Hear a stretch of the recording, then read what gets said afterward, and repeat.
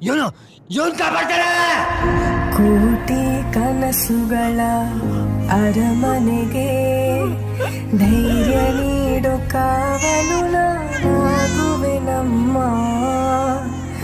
ಭೂಮಿ ನೋಡಿ ಊಳು ನೇಗಿಲಿಗೆ ಬಲದಿ ಹೆಗಲ ನೀಡಲು ನಿಲ್ಲುವೆ ನಮ್ಮ.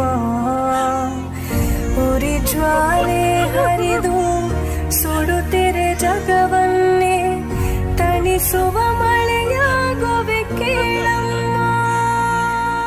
ಒಂದು ಸಲನಾದ್ರೂ ಇವನು ಹೇಳೋ ಕತೆ ನಿಜ ಆಗ್ಬಿಡ್ಲಿ ಅನ್ನಿಸ್ತಾ ಇದೆ.